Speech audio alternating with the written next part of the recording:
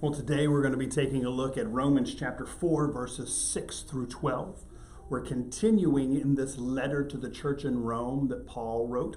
And it is a letter to Jewish Christians in Rome as well as Gentile Christians in Rome. And we've been dealing a great deal with the Jewish Christians in Rome. Not that the Gentile Christians aren't important, but Paul is very focused on making sure that both the Jewish Christians and the Gentile Christians understand that we all come from the same place, that we're all saved by grace through faith. And last week, we looked at a story where Paul was talking about Abraham. And Abraham is the example of salvation by faith, not works. And so this is important not necessarily for the Gentile Christians in Rome, but it's important for the Jewish Christians in Rome because, of course, the Jewish Christians in Rome, they would take their lineage all the way back to Abraham. Abraham would be their great-great-great-great-great-great-great-grandfather. And so Abraham is the father of the nation of Israel. And so if Abraham is an example of salvation by faith, then Paul's message to them is that you don't need to be afraid of being saved by grace through faith. You don't need to be worried about this so-called new tradition that Jesus brings in, because what Jesus brings to the field, what Jesus brings to the story is nothing new. It's the way that God has always been. It is the way that God has always intended for us to be in relationship. And so we see that in Abraham is the example of salvation by faith, not works. Now, the example that he used last week is Genesis 15:6. And in Genesis 15:6, it says that Abraham believed God and God credited to him as righteous. And so this is the story of God coming to Abraham and saying, you are going to have many children. And so Abraham believed before he ever received. He believed God's word, and God credited to him as righteousness in Genesis 15:6. And that righteousness that was credited to him, that faith that brought that righteousness was pre-law. And so what Paul is arguing is that because of what Abraham did was faith, then faith, which pre-exists the law, faith is the more important thing. Not that the law is not important, not that the law shouldn't be accounted for, not that it shouldn't be credited, but also, too, we have to understand that it's all about faith, that faith is the foundation of it. The law has a different purpose. And so when we take a look at this passage today, we have this as our foundation as we move into. Now, again, we made a little break here at the end of verse 5 because remember last week I said in verse 5, I want you to underline it, highlight it, put a little sticky note, arrows to it in your Bible because it's such an important verse. Now, if we were just reading this letter or we were listening to this letter, there would have been no time between 5 and 6, but we've had a whole week in between. That's why I wanted to do a little reminder. So let's open your Bibles to Romans chapter 4, verses 6 through 12. And we're going to read down through all those verses, and we're going to go back and take a look at them verse by verse. Let's listen to the word of the Lord. David says the same thing when he speaks of the blessedness of the one to whom God credits righteousness apart from works. Blessed are those whose transgressions are forgiven, whose sins are covered. Blessed is the one whose sin the Lord will never count against them. Is this blessedness only for the circumcised, or also for the uncircumcised? We have been saying that Abraham's faith was credited to him as righteousness. Under what circumstances was it credited? Was it after he was circumcised or before? It was not after, but before. And he received circumcision as a sign, a seal of the righteousness that he had by faith while he was still uncircumcised. So then, he is the father of all who believe but have not been circumcised, in order that righteousness might be credited to them.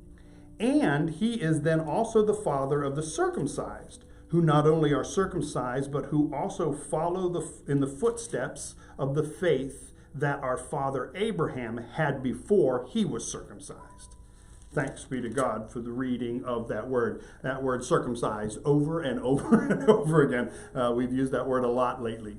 And again, we have to understand that what Paul is trying to do is he's trying to build a foundation for an argument so that as he goes beyond this into the deeper meanings or the deeper understandings of what it means to be a follower of Jesus, his whole audience is all on the same page. He wants to make sure that as he's teaching the deeper things of Jesus, that all of the audience is coming from the same perspective. They're not coming from a perspective of, well, I'm a Jewish Christian, so that doesn't apply to me, or I'm a Gentile Christian, so that doesn't apply to me. He's trying to create that argument or create that foundation that says all of us are in need of salvation. All of us are in the same boat. We're all in the same place. So let's take a look at verse 6. In verse 6, it says, David says the same thing when he speaks of the blessedness of the one to whom God credits righteousness apart from works. And so the David, of course, we're referring to is King David. And King David was a man after God's own heart. And basically what King David is going to say, what Paul is going to share about what King David says, is that God declares us righteous in spite of our lack of works. That God declares us righteous in spite of our lack of works. If we cannot work our way into righteousness, if we cannot work our way into salvation, then we must understand that God declares us righteous in spite of our lack of works. God is not up in heaven keeping a grade book saying, oh, you didn't do enough works. If you just did 2 more works, you would have been good enough. That's not the case. God's up in heaven saying, I've given you everything that you need. I have provided grace. I've provided salvation. I've provided forgiveness. I've provided righteousness.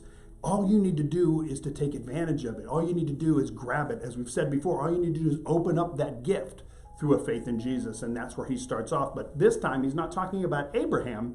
He moves up in time a little bit. He talks about King David. And this is important, especially to the Jewish Christians in Rome, because King David is the unifying king. When David was the king on the throne, then Israel and Judah were together. They were one nation. They weren't separated. When Jesus came, they were separated. There was a breakdown in the 12 tribes. There was a breakdown in the family.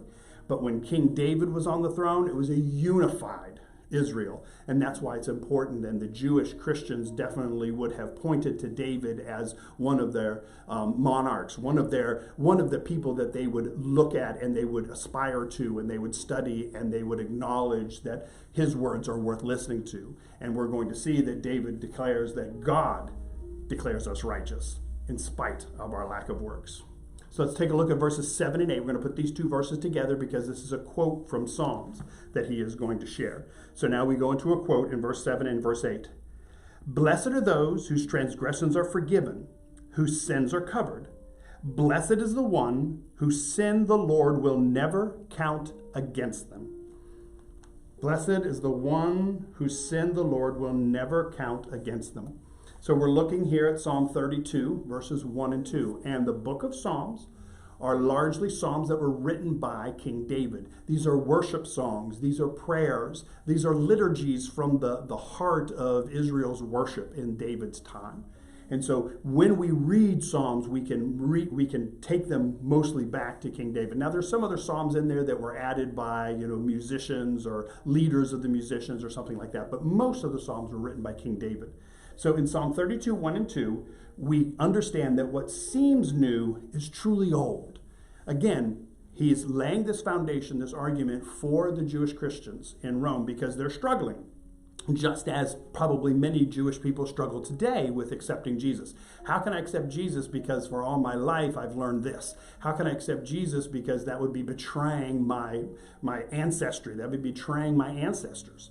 Well, when the fact is what Paul is saying is that no, not only are you not betraying your ancestors, not only are you not betraying your history, but Jesus fulfills it. Because Jesus brings us back to the place that God originally intended. Jesus brings us back to that place where God was way back in Genesis chapter 15, before the law ever happened, before circumcision ever happened. And so the Psalm 32, 1 and 2 reminds us that what seems new is truly old. And that's important. That's important for the Jewish Christians to understand in Rome because they're not throwing the baby out with the bathwater. They're not going in a new direction. This is merely the fulfillment of what God has always been up to. This is merely the fulfillment of what God has intended from the very beginning, and that's important. Let's take a look at this word that comes up over and over again in these 2 verses. Verse 7, blessed are those whose transgressions are forgiven, whose sins are covered. Verse 8, blessed is the one whose sin the Lord will never count against them. And so to be blessed or blessed means to receive a good thing as a gift of grace, to receive a good thing as a gift of grace. So when someone says something and someone else says, oh, I'm blessed, what they're basically saying is that I have received a good thing as a gift of grace. Not that I didn't warrant it. That's not saying I received a good thing because I was good enough, or I received a good thing because I earned it. But I received a good thing as a gift of grace. That's the true meaning of blessing.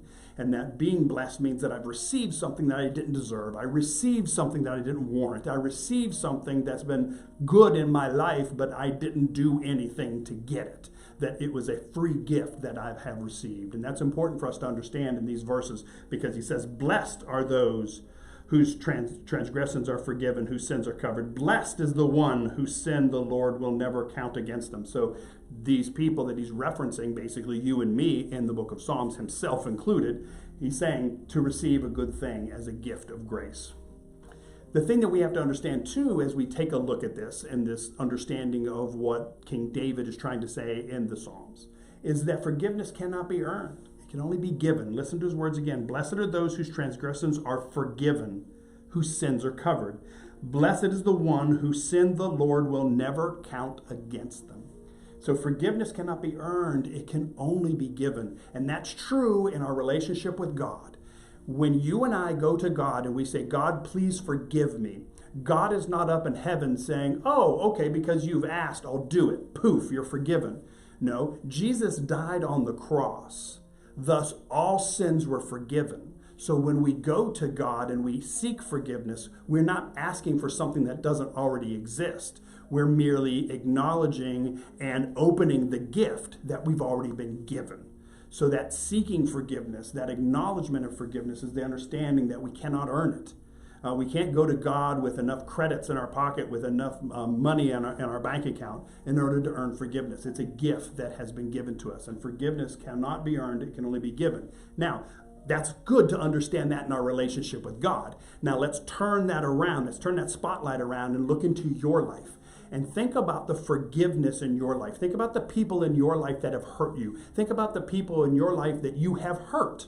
And take this understanding of forgiveness to those situations. Forgiveness cannot be earned. It can only be given. You cannot earn forgiveness from your friend that you have hurt. That friend can only give it. Likewise, you cannot, that friend of yours cannot earn forgiveness from you. The only thing you can do is give it. And so the forgiveness, that aspect, that understanding of forgiveness is so important in our relationship with God this way, because of the fact that God has forgiven us even though we didn't earn it. But also, too, it's important this way, horizontally, because the forgiveness that we practice in our relationship with each other is forgiveness that can't be earned. But how many of us operate this way? Well, I'm never going to forgive them because they don't treat me with respect. Or there's nothing they could ever do to warrant my forgiveness. What they've done is so bad that I'll never be able to forgive them. Again, you're placing the emphasis on forgiveness on the works. And all of us do it. Please understand and recognize and acknowledging that you come to forgiveness, like one of those examples I just shared. You're not alone. All of us do that.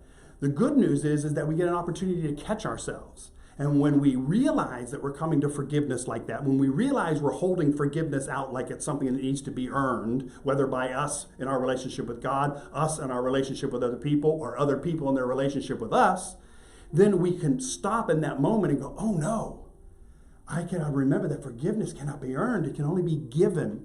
So I can only receive forgiveness as a gift, but also too, I can only give forgiveness as a gift. And it's so important for us to understand that as we take a look at these verses today. Let's take a look at verse 9. Verse 9, is this blessedness, the blessedness that we talked about, the blessedness to receive a good thing that is a gift of grace, is this blessedness only for the circumcised or also for the uncircumcised? We have been saying that Abraham's faith was credited to him as righteousness. So basically, they're asking the question, can uncircumcised Gentiles be saved by grace through faith in Jesus? Because that is a question that Paul is anticipating is on the lips of the Gentile Christians. Because remember, most of the time we're talking to the Jewish Christians in these passages. We're using examples like Abraham and David. We're talking about the law. And those are things that are Jewish understandings. So the Jewish Christians bring that baggage with them into their relationship with Jesus. The Gentile Christians, they got different baggage. They have baggage, but it's not that baggage. So they're sitting there with their baggage and they're listening to this. They're hearing Paul's words being read. They're reading Paul's words and they're wondering to themselves, so can uncircumcised Gentiles be saved by grace through faith in Jesus? Or is this something only for the Jewish followers? Because, as it says, is this blessedness only for the circumcised or also for the uncircumcised? We have been saying that Abraham's faith was credited to him as righteousness. So in this verse, he's starting to answer the question. The question is, can uncircumcised Gentiles be saved by grace through faith in Jesus? And he says, now remember, we talked about the fact that it was Abraham's faith that saved him, not his circumcision. So with that as the foundation, we move into verse 10. And verse 10 says, under what circumstances was it credited? Was it after he was circumcised or before? It was not after, but before. This understanding of which came first, the chicken or the egg, which all of us know that the chicken came first because God didn't create an egg. But which came first, faith or the law? Right, faith came first, according to Genesis 15:6, which we looked at last week. That Abraham believed and God credited it to him as righteousness. And so it was his faith that made him righteous. It was his faith that saved him. It wasn't until later that circumcision came around. It wasn't until later that the law came around. So in essence, the question that the Gentile Christians are asking, basically saying, can uncircumcised Gentile Christians be saved by grace through faith in Jesus? And Paul is saying, now remember what the story was. The story was that Abraham believed and was credited to him as righteousness. And that belief came first. That the faith came before the law. So it's important for us to remember this, that Abraham 15:6 tells us that Abraham is declared righteous because of his faith, not because of his law, not because of circumcision, not because of his bloodline, not because of any other action. He was saved by grace through faith. And that is the same message that Jesus brings to us. Again, as we said earlier, this is nothing new. This is old again. Well, as we continue to look at this, we need to understand here that in Genesis 16:6, now before is Genesis 15:6, what we talked about last week. Now we move forward a chapter, Genesis 16:16, Ishmael is born to Abraham at the age of 86. So we have this trajectory. In Genesis chapter 15, God comes to Abraham and says, you're going to have many children. By Genesis 16:16, Ishmael is born to Abraham. Ishmael is the firstborn son of Abraham. The problem is that Ishmael was not born in the proper way. Sarah couldn't believe that she could have a baby. Sarah was concerned that she wasn't going to be able to fulfill that which God desired of her. So what Sarah did is she went and got her handmaiden and took her handmaiden to Abraham and said, here, have sex with my handmaiden and she will bear a son for you. Abraham did it, and so the first son was born, and that was Ishmael. Now, that wasn't God's plan. God's plan was that Abraham and Sarah would have a baby. Or at that time, it was Abram and Sarai. Their names had not been changed yet. That they would have a baby, not Abraham and the handmaiden. So Ishmael is born to Abraham at the age of 86. So Abraham's 86 when Ishmael is born in 16:16, in Genesis 16:16. So that is a whole chapter after God saved Abraham because of his faith. God made Abraham righteous because of his faith. The whole chapter after that. Now we move forward, another chapter now, Genesis 17:24. Abraham is circumcised at the age of 99. Abraham is circumcised at the age of 99. So here we have this trajectory. God comes to Abraham and says, you're going to have descendants. Abraham believes, and it was credited to him as righteousness by God. And then in Genesis chapter 16:16, Ishmael is born, the firstborn son of Abraham, but he wasn't born in the proper way. Abraham and Sarah did not follow God's plan. They kind of worked their own way, as we so many times do. They tried to do God's will their own way. And so Ishmael was born, but that wasn't the way that God wanted the son to be born. So Ishmael wasn't going to be the chosen one. Ishmael wasn't going to be the son that God intended for Abraham and Sarah to have because of their disobedience. Now fast forward another chapter. So now we're 2 chapters beyond Abraham's belief that was credited to him as righteousness. 2 chapters later is when Abraham is finally circumcised, and he's circumcised at the young age of 99. So this is the progression of what we see in the relationship with God. We have the faith that Abraham had in what God said, and that faith was credited to him as righteousness. Then Abraham takes matters into his own hands when things don't kind of work out the way that he planned, and he goes ahead and he has a baby, Ishmael, with Sarah's handmaiden as opposed to with Sarah. And then a chapter later, we have the circumcision of Abraham as a sign, as a marking, as a covenant between God and the descendants of Abraham. Not God and the descendants of Ishmael, but God and the descendants of Abraham. And so in essence, we can take a look at this verse and understand that circumcision was in response to Abraham's disobedience. So if you're struggling with, should I just throw the baby out with the bathwater? How can I believe in Jesus if I'm a Jew? How can I understand that Jesus is the fulfillment of the law when all I've been taught all my life was the law? When you go back to the story of Abraham, you see in the story of Abraham that circumcision and the law did not come into play until after the disobedience.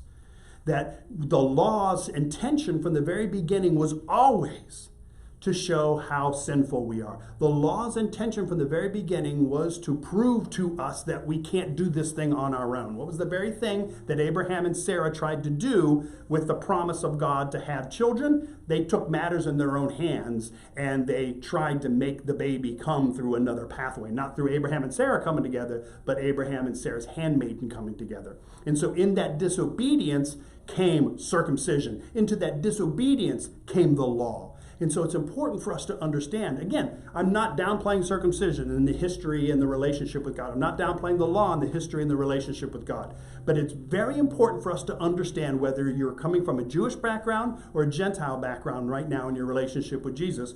It's important for you to understand that there's reasons for why this happened. Remember, last week we talked about this. We asked the question, so what was up with Abraham? What was up with all these years of the law? Why didn't we just have Adam and Eve, Abraham, Jesus, end? Why did we have all this stuff? Why? Because there was disobedience. Why did we need to have Abraham? Because of the disobedience of Adam and Eve. Why did we have Jesus? Because of the disobedience of Adam and Eve and the disobedience of Abraham and the disobedience of all of us up to this point. And so the circumcision that was shared with us in Genesis chapter 17 was in response to Abraham's disobedience. It wasn't until after Abraham and Sarah tried to take matters into their own hand. It wasn't until after Ishmael was born that circumcision came into play, that the law came into play.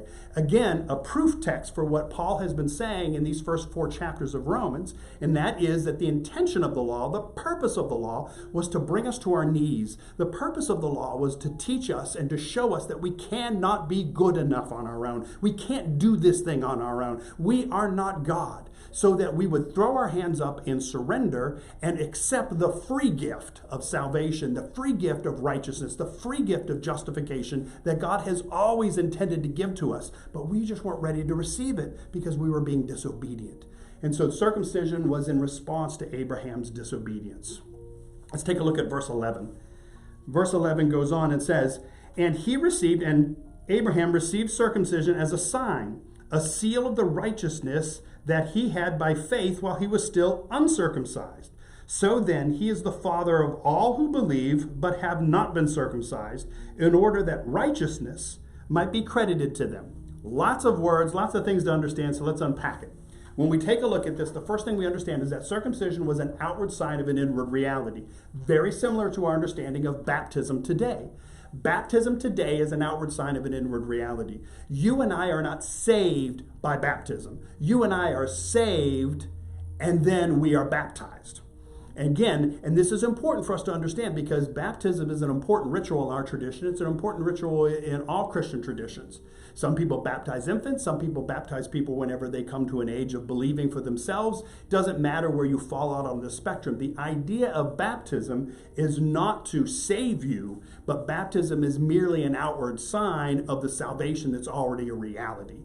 Just like circumcision was. Circumcision was never intended to save the descendants of Abraham. Circumcision was merely a way for the descendants of Abraham to mark themselves off to be different than the rest of the world. Same with baptism. You and I are baptized when we come to a faith in Jesus Christ because it separates us off from the world. It washes us clean. It is an outward sign of an inward reality. And so it's important for us to grasp this. Listen to Paul's words again. And he received circumcision as a sign, a seal of the righteousness that he had by faith while he was still uncircumcised. So the circumcision that Abraham received was merely an outward sign of the inward reality of the faith that he had from way back in Genesis chapter 15. The same with you and me, that we are baptized not in order to save us, but in response to the salvation that is already ours because of our personal faith and relationship with Jesus Christ. We go on in this verse and we understand that Abraham is the spiritual father of all who believe in Jesus. So if you are watching this Bible study today and you're a follower of Jesus, you believe that Jesus is your Lord and Savior, then guess what? Abraham is your spiritual father. You have a connection to Abraham. You have a connection to the nation of Israel. You have a connection to King David. You have a connection to Moses. You have a connection to all of these people in these stories because Abraham is the spiritual father of all who believe. Listen to his words again in verse 11. And he received circumcision. Abraham received circumcision as a sign, a seal of the righteousness that he had by faith while he was still uncircumcised. So then, have that in your translations? So then, he is the father of all who believe but have not been circumcised, in order that righteousness might be credited to them. So he is the father of all people who have not been circumcised, maybe because they haven't had an opportunity to be circumcised, or they're not circumcised because that's not a part of their tradition. That's not a part of who they are. So he's the father of both the circumcised and the uncircumcised. And he'll go on in verse 12 and expand on this. So let's take a look at verse 12. And he is then also the father of the circumcised, who not only are circumcised, but who also follow in the footsteps of the faith that our father Abraham had before he was circumcised. And so when we take a look at verse 12, we come to this understanding that faith, not circumcision, is the sign of those who are in God's family. Because again, listen to Paul's words as he's talking about Abraham's relationship to the circumcised. We already know that Abraham is the father, spiritual father of those who are uncircumcised from verse 11. Now verse 12, and he is then also the father of the circumcised. So he's the father of the nation of Israel. He's the father of his descendants by bloodline, but also too by faith, who not only are circumcised, but who also follow in the footsteps of the faith that our father Abraham had before he was circumcised. So Abraham is the father of those who are circumcised and believe. Now, Abraham might be the father of someone who is in the lineage of Abraham, is circumcised but doesn't believe, but he's not the spiritual father of them because they're not practicing the same faith that Abraham had. They might track their lineage back to him. They might be able to say that he's my great-great-great-great-great-great-grandfather, but he's not the father of their faith because they don't come to their relationship with God the same way Abraham did. Because Abraham came to his relationship with God by faith. It wasn't until after his declaration of faith. It wasn't until after he was declared righteous. It wasn't until after he took matters into his own hands and had Ishmael. It wasn't until after all of that that circumcision came into play. So Abraham is the father of all who are uncircumcised, Gentile Christians, you and me. He's our spiritual father. But also, too, he's the father of all of those who are circumcised and practice the faith just like he did. And that's his example that Paul uses here. He's saying here that faith, not circumcision, is the sign of those who are in God's family. That faith is the important piece, not circumcision.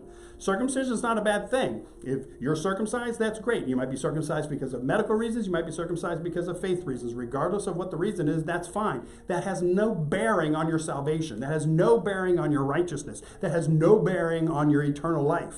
Your faith has all the bearing in the world. And what Paul is saying to the Gentile Christians in Rome and the Jewish Christians in Rome is that all of you not only share the fact that you're all in the same boat because you all fall short of the mark, no one can be good enough, but also, too, you'll both share the same lineage because you both have the same spiritual father, and that's Abraham. For Abraham was declared righteous by faith. He wasn't declared righteous by circumcision. He wasn't declared righteous by his works.